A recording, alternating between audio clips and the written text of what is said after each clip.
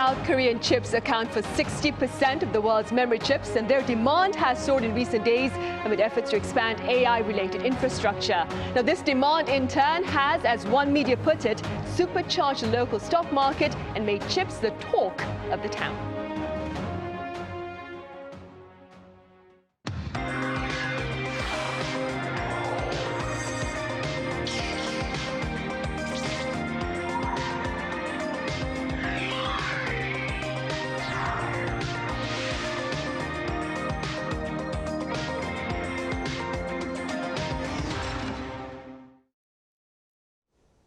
Hello and welcome to Press Perspective for this Tuesday, June 23rd here in Seoul. I'm Min Sun-hee.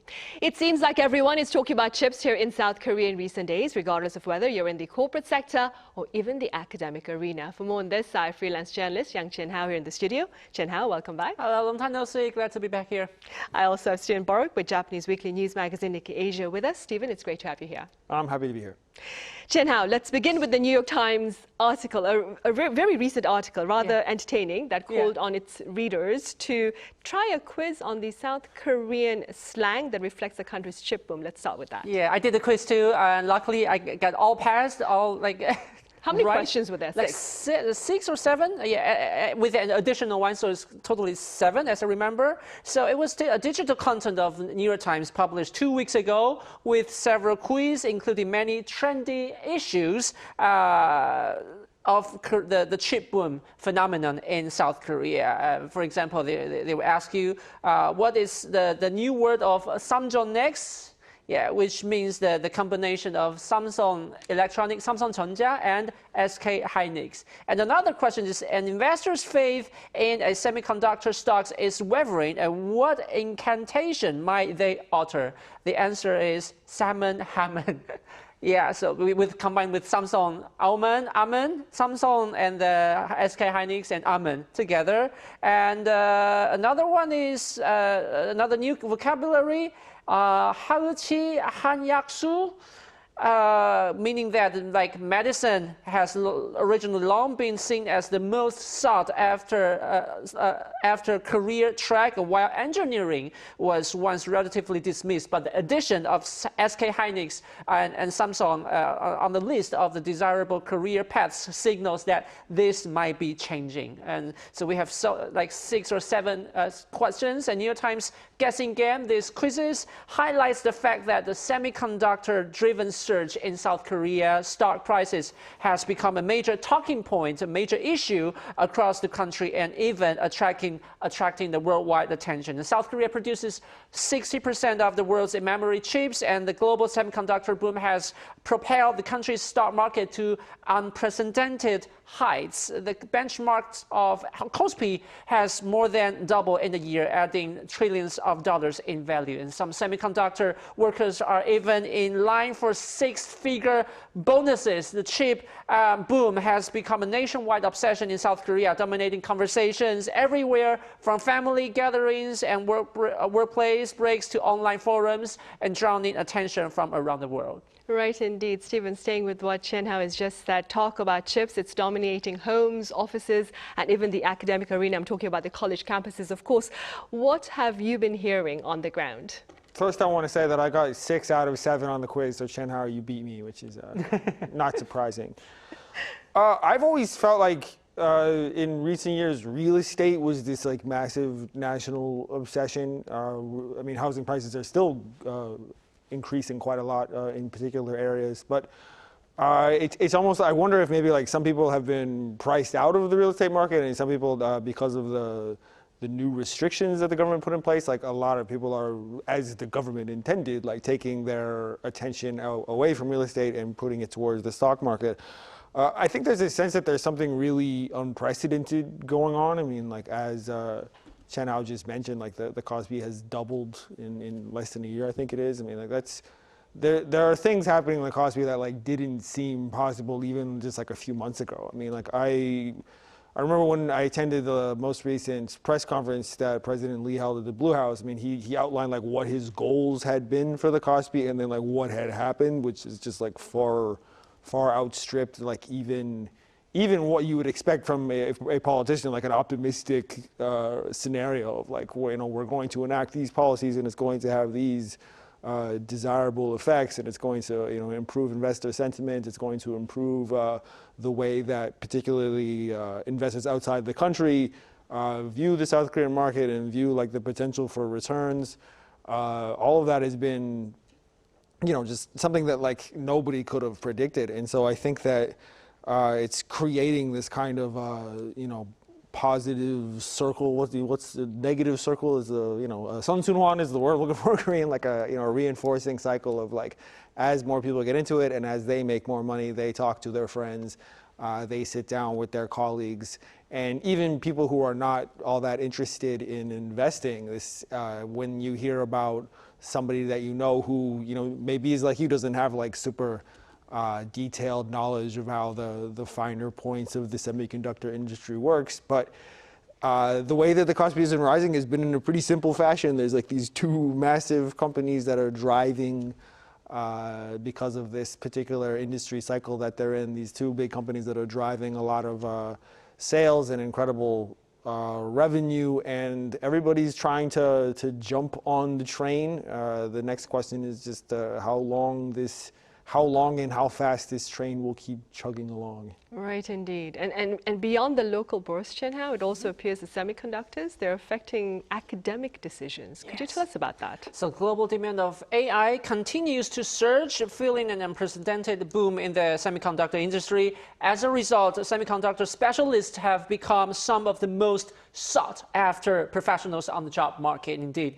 In South Korea, along with many countries, major tech companies are now heading directly to universities in an aggressive race to recruit top talents. Instead of aiming for medical school, many now prefer degree programs that guarantee a job at Samsung or SK Hynix or other technical companies. And it's not just those two companies. Indeed, U.S. chipmaker Micron also launched the recruitment campaigns at South Korea's major top universities late last year. And for years, universities have produced only a very limited number of graduates in the electrical engineering and computer science, but indeed the explosive growth of AI and semiconductor demand has far outpaced that supply, creating a severe talent shortage. South Korea's private education industry has even coined the new term, as I just mentioned in the New York Times quiz, the 해의치 한약수, referring to SK Hynix medical school, dentistry, traditional Korean medicine, and pharmacy, and veterinary medicine, to describe the most coveted career paths among the country's highest achieving students. And according to the Korea Semiconductor Industry Association, South Korea's semiconductor workforce is projected to grow from 177,000 in 2021 to 304,000 by 2031. However, only about 5,000 new workers entered into the industry each year now. So at that pace, the country is expected to face a shortage of 54,000 semiconductor professionals by 2031. Right, hence the interest then. Steven, property prices in the district of Dongtan, they've also been reflecting reportedly the chip boom. Could you explain the link for us? Well, Dongtan is located in the city of Hwaseong, which is south of Seoul in what is informally called the Semiconductor Belt, where there's a lot of these production facilities, particularly I believe it's the Samsung facility that's located in Dongtan. And so, as Chien-Hao mentioned, there are these Samsung workers in the memory chip sector that are getting these massive six-figure bonuses, and the question is, where does that money go?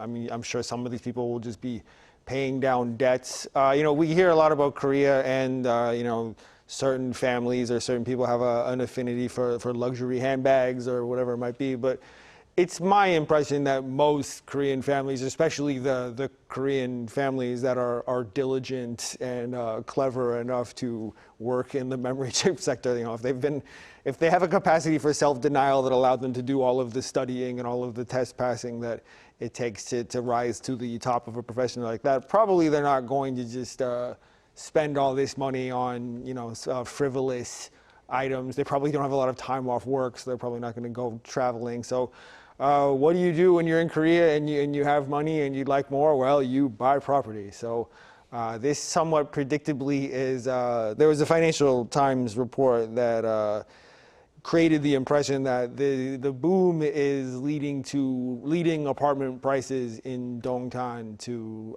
really go through the roof, because you have people who are trying to move there, you have people who live there, and maybe they want to upgrade, maybe they want to take like the home that they're currently occupying and have it leased out on a jeonse deal, and then use some of their cash to get a bigger or more comfortable place, or because this is Korea, a place that will allow your children to have access to a more prestigious school. So, I mean, if there were a chance to do like subsequent or additional reporting on this, like I would be interested in like what are the kind of service or tertiary industries in Dongtan going to, like what kind of services are going to spring up to serve this new moneyed elite? Are we going to see very specialized hagwons with all kinds of like, are we going to see like chip training for kindergarten children, or, I don't know what it might be, but that might be just the journalist in me is thinking out loud and thinking that there's got to be some interesting opportunities for subsequent feature kind of reporting. And yeah, I mean, I think this is a good thing, because the interesting thing about these bonuses is that these are going to like ostensibly middle class people who have, what you call in the field of economics a high marginal propensity to consume, just meaning that if they have additional money, they're likely to spend it and not just squirrel it away. So, hopefully this can stimulate the economy as a whole, and the gains of this boom will not just be enjoyed by a small number of people, but kind of swirl around the economy a bit. Right, for sure. Chien-Hao, meanwhile, Taiwanese chipmaker TSMC has also been raking quite a bit of revenue amid the advances in AI. How has its performance perhaps been affecting Taiwan as a whole?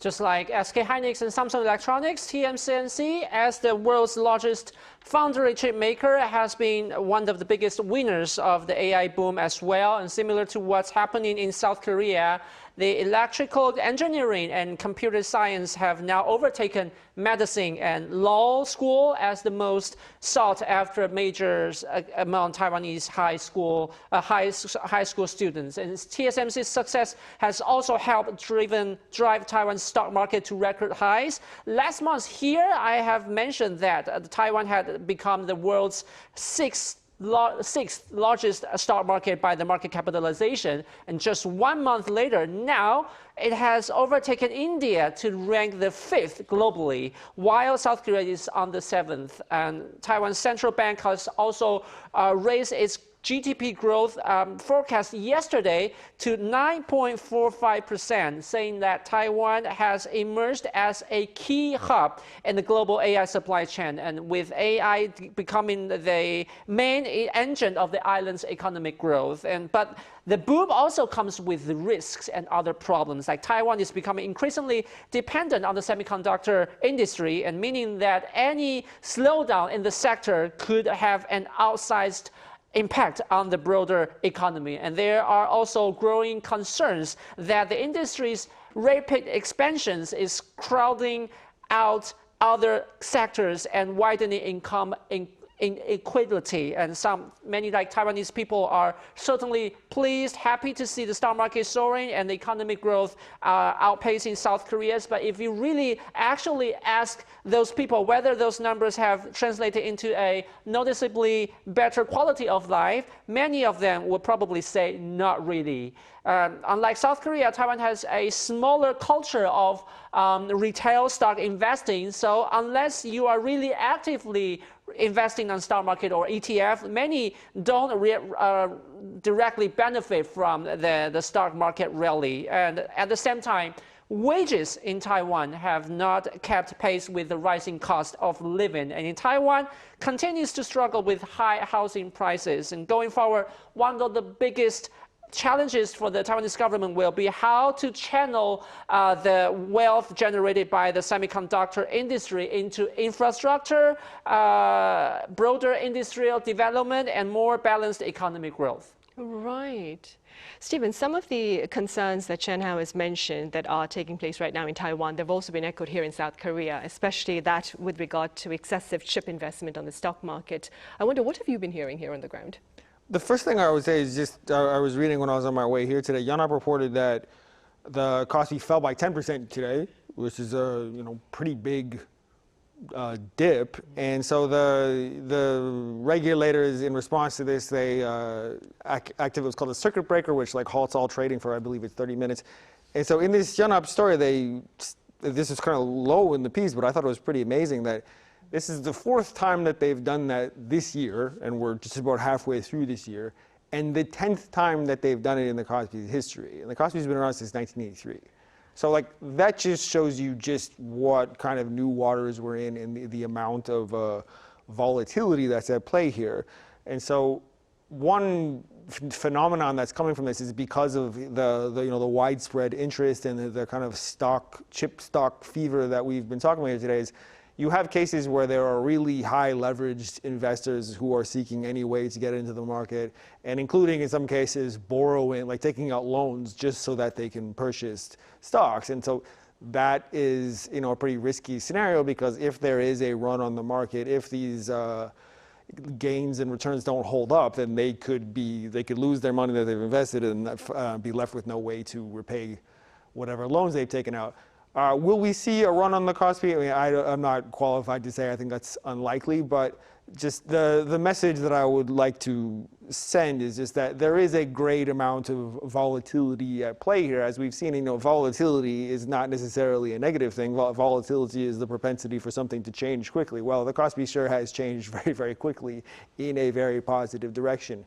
I think we can say that I should flag that a lot of those changes have been driven by regulatory changes and things that have made the Kospi more predictable and more transparent and have raised expectations for investor returns. So will we see, how much risk is there here? Nobody can really know, but there is some. I would say that this boom is probably going to be like most booms in economic history, where a lot of people will get rich, but you will have some people who do lose out.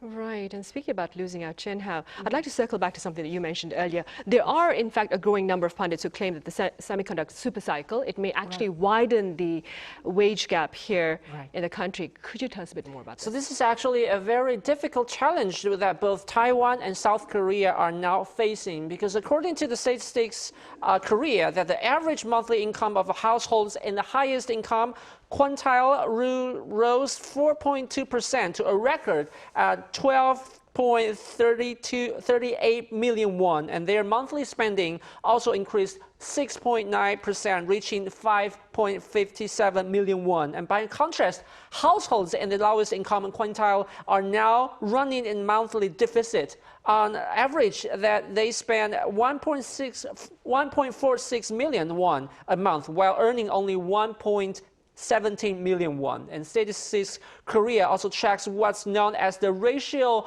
of the 5th to the 1st quintile of equivalized disposable income. And in simple terms, it measures how many times more than the richest 20% of the households earn compared with the poorest 20% like families. The higher the ratio, the greater the level of income inequality. And in the first quarter of this year, the ratio rose to 6.59, up from 6.32 a year earlier, and marking the highest level since the first quarter of 2020. Back then, the figure was even higher at 6.87, but that was largely due to the economic shock caused by the pandemic. And what this suggests is that while the AI and semiconductor boom has lifted the stock market and boosted the salaries and bonuses in the tech sector in the semiconductor industry, many other industries have not left. Many other industries have been left behind, and lower income households meanwhile continue to be squeezed by the inflation, and their incomes have barely increased, but their living costs keep raising and making everyday life even more difficult. So that's why many South Korean economists warn that income inequality could continue to worsen without effective policy measures. Vulnerable groups are likely to face even greater hardship, and social divisions could become increasingly severe.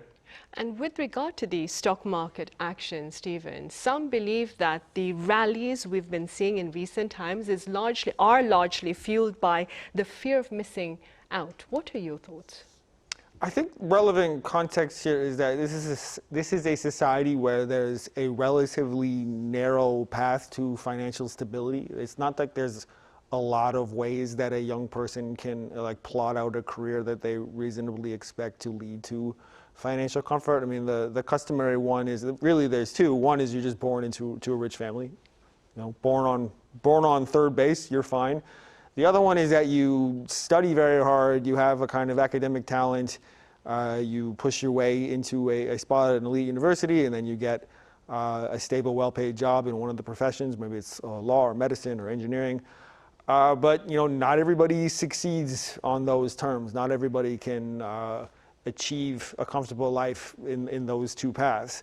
So I think there's just a kind of surplus number of people in the society who just have not won out financially. They see it all around them. They live in a well-off city. They walk down the street and they see people driving luxury cars. They see people living in big fancy apartments, and they think, how can I achieve that for myself? And the ongoing stock market boom, I think, is just presenting what a lot of people see as a new and exciting. Here's something that you do not need a degree from an elite university to trade on the stock market. You do not need elite connections. It doesn't matter what kind of family you were born in. This is all publicly available information.